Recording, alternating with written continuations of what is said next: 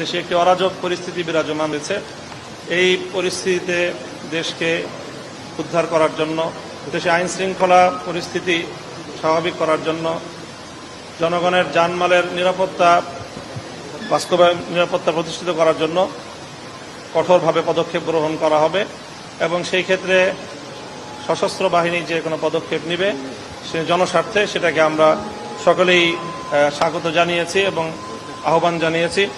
বিশেষ করে আমরাও দেশবাসীর প্রতি এবং আমাদের সকল জনগণ, রাজনৈতিক নেতাকর্মীদের প্রতি আমরা উদাত্ত আহ্বান জানাচ্ছি যেন সকলেই প্রত্যেকে যার যার জায়গা থেকে দায়িত্বশীল ভূমিকা পালন করে এবং কোনোভাবেই যেন আর কোনো প্রাণহানি না হয়, কোনো প্রতিহিংসা চরিতার্থ যেন না করা হয়, বরং সকলে মিলেমিশে আমরা জনগণের জানমালের নিরাপত্তা বিধান করার উদ্যোগ গ্রহণ করব।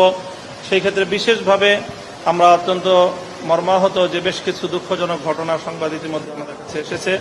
দেশের বিভিন্ন প্রান্তে আইন শৃঙ্খলা রক্ষাকারী বাহিনী, বিশেষ করে পুলিশের উপর অনেক বড় ধরনের বেশ কিছু আক্রমণ হয়েছে।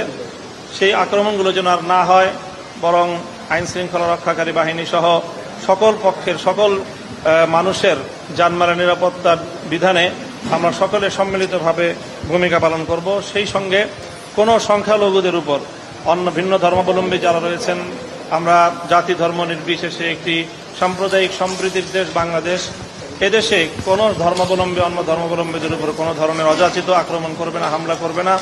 কাজে এই অরাজকতার সুযোগ নিয়ে বা এই বিশৃঙ্খলার এবং এই বর্তমান রাজনৈতিক পট পরিবর্তনের সুযোগ নিয়ে কেউ যেন সেই ধরনের কোনো পদক্ষেপ গ্রহণ করতে না পারে, সেজন্য আমরা বিশেষভাবে সকল দেশবাসীকে আহ্বান জানাচ্ছি।